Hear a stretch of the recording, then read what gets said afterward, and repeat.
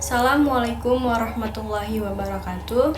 Perkenalkan, nama saya Della Safira dengan NIM 2303060054 dari kelas PTNB. Di sini saya ingin melakukan praktikum anatomi dan fisiologi ternak, yang dimana kami menggunakan sampel galus-galus domestika atau ayam kampung, yang dimana mata kuliah ini diampu oleh Ibu Tati Vidianasari SPTMP. Galus-galus domestika ini memiliki filum Chordata, kelasnya Aves, ordo Galliformis, famili Phasianidae, genusnya Gallus, spesiesnya Gallus-gallus domestika. Nah, selanjutnya di sini saya akan menjelaskan tentang anatomi bulu, yang dimana terdapat tiga jenis bulu yang dapat dilihat seperti dalam video ini. Yang ini adalah plumae, yang ini plumulae, dan ini filoplumae. Yang di sini pertama saya akan menjelaskan tentang plumae. Plumae ini terdiri dari kalamus. Kalamus ini merupakan tangkai bulu yang terdapat pada folikel kulit, pada kulit unggas. Bentuknya seperti ini. Dan dia di dalamnya itu seperti ada rongga-rongganya. Yang kedua yaitu ada racis. Racis ini merupakan sambungan dari kalamus, yang dimana di sampingnya itu terdapat vexillum atau bendera bulu. Dan bagian yang ketiga yaitu ada vexillum. Vexillum ini terletak pada kanan dan kiri dari racis. Baru terdiri dari barbae, dan setiap barbaenya itu terdapat cabang dari barbulae, cabang-cabang dari barbulae. Yang kedua yaitu plumulae, yang dimana di sini plumae itu bentuknya seperti ini. Plumulae ini memiliki kalamus atau tangkai bulu yang kecil, pendek, dan barbulae pendek serta barbae yang panjang. Nah, yang terakhir di sini ada filoplumae. Filoplumae ini berbentuk seperti rambut, seperti ini, seperti rambut. Tangkai bulunya atau kalamusnya itu panjang, dan pada ujungnya terdapat barbae dan barbulae.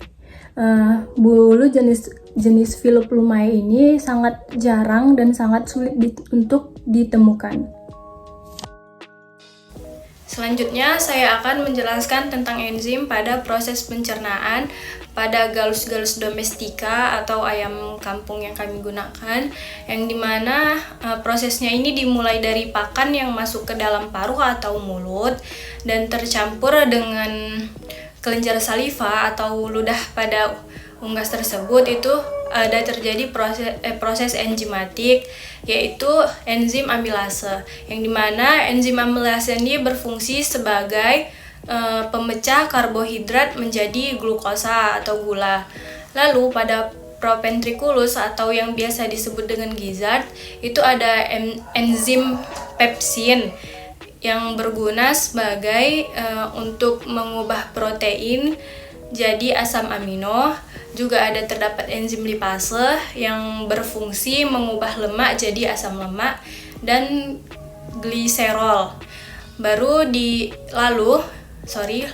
di usus halus atau duodenum ada enzim amilase yang berfungsi sebagaimana yang telah saya sebutkan tadi, dan ada juga enzim tripsin yang fungsinya mengubah protein menjadi asam amino, yang di mana asam amino ini akan diserap oleh tubuh.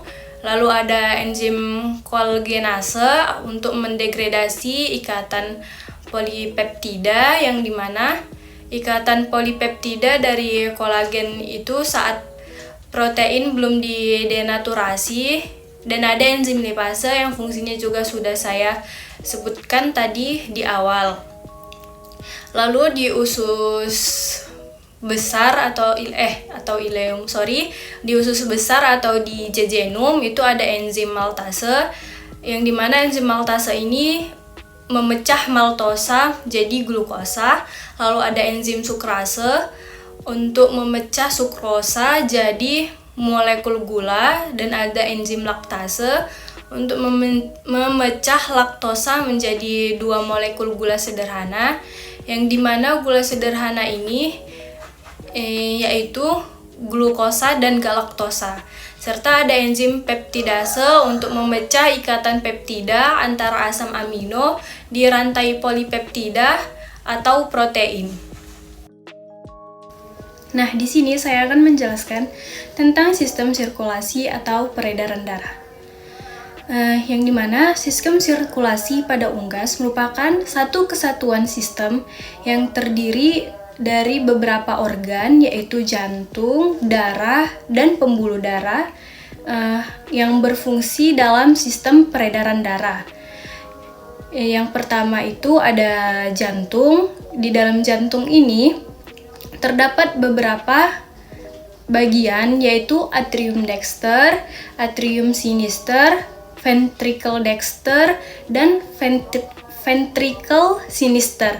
Yang kedua itu ada darah, yang dimana darah ini dibagi menjadi 3, yaitu yang pertama eritrosit atau yang biasa disebut dengan sel darah merah sebagai transportasi nutrisi, oksigen, dan karbon dioksida, serta hormon. Lalu ada leukosit atau sel darah putih sebagai antibodi, dan trombosit atau keping darah sebagai proses pembekuan darah. Yang ketiga itu ada pembuluh darah, yang dimana pembuluh darah ini dibagi menjadi 2, yaitu arteri yang memiliki fungsi untuk mengalirkan darah dari jantung ke seluruh tubuh yang kaya akan oksigen, biasa disebut dengan mekanisme inspirasi. Dan yang kedua yaitu ada vena yang merupakan pembuluh darah yang membawa darah merupakan pembuluh darah yang membawa darah dari seluruh tubuh ke jantung yang kaya akan karbon dioksida, biasa disebut dengan mekanisme ekspirasi. Selanjutnya saya akan menjelaskan tentang sistem digestoria atau sistem pencernaan. Yang pertama dimulai dari rostrum atau paru, lalu masuk ke dalam esofagus. Yang dimana esofagus ini berfungsi untuk menyalurkan makanan dari rostrum ke crop atau tembolok melalui gerakan peristaltik. Di dalam crop ini terjadi proses pelunakan makanan, yang dimana pada dinding crop ini terdapat mukosa yang menghasilkan getah sehingga mampu menghaluskan makanan sementara. Selanjutnya itu proventriculus, yaitu ini proventriculus ini berfungsi untuk mencerna makanan secara enzimatis, lalu masuk ke dalam ventriculus atau gizzard sebagai tempat berlangsungnya pencernaan makanan secara mekanik. Dan di dalam gizzard ini terdapat batu-batu kecil atau yang biasa disebut GERD sebagai tempat menghaluskan makanan. Selanjutnya yang ketiga yaitu ke intestinum tenue atau ke usus halus, yang berfungsi sebagai untuk mencerna dan menyerap makanan sebelum masuk ke dalam intestinum crassum. Baru intestinum tenue ini terbagi atas 3 bagian, yang dimana itu ada duodenum ya untuk menyerap air, natrium, dan mineral serta mencerna makanan secara enzimatis. Yang kedua itu ada jejunum. Di sini proses penyerapan lebih baik karena adanya zat epitel. Dan yang terakhir yaitu ileum gunanya untuk mengatur katup ileosekal agar tidak terjadi resus dari usus besar ke usus halus. Yang keempat yaitu intestinum crassum atau usus besar, yang dimana dalam usus besar ini terdapat seka, yaitu yang berfungsi untuk membantu pencernaan bahan makanan yang mengandung serat dengan mikroorganisme, lalu lanjut ke rektum, dan terjadi reabsorpsi air dan berfungsi menampung feses sebelum fesesnya dikeluarkan. Dan yang terakhir itu ada kloaka. Kloaka ini merupakan tempat pencernaan akhir dan sebagai tempat keluarnya feses. Di dalam kloaka ini ada terjadi 3 saluran, yaitu saluran pencernaan, reproduksi, dan saluran urin. Selanjutnya di sini saya akan menjelaskan sistem respiratori, yaitu sistem pernafasan, yang dimana sistem pernafasan ini dimulai dari nares anterior atau hidung yang merupakan tempat masuknya udara, lalu ke cavum oris atau mulut, dan ke glotis, lubang sebelum laring. Di sini lubang sebelum laring, lalu masuk ke dalam laring, yang dimana laring ini memiliki fungsi sebagai pencegahan masuknya benda asing dan mengatur suara. Berikutnya itu kita sistem pernapasan itu ke trakea, yang dimana trakea ini berbentuk seperti selang AC. Fungsinya untuk mencegah terjadinya kolaps karena adanya tekanan negatif pada saat bernapas.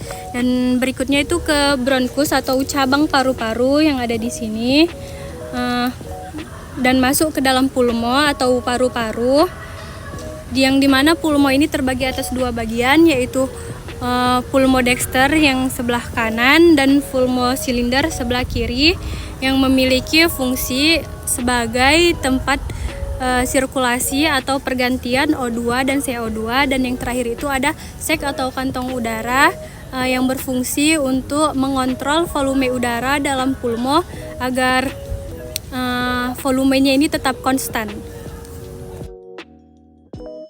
Selanjutnya saya akan menjelaskan tentang glandula digastoria atau organ pencernaan tambahan, yang dimana dalam glandula digastoria ini ada 3 organ. Yang pertama itu ada hepar atau hati. Hati ini letaknya itu di antara gizzard dan empedu, yang memiliki warna kemerahan seperti ini.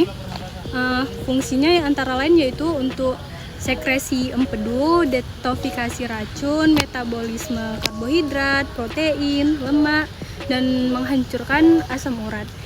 Yang kedua yaitu vesica velea, ini yang kecil ini yang berwarna hitam-hitam kehijauan ini, yang dimana kalau kantung empedu ini pecah akan menimbulkan rasa pahit.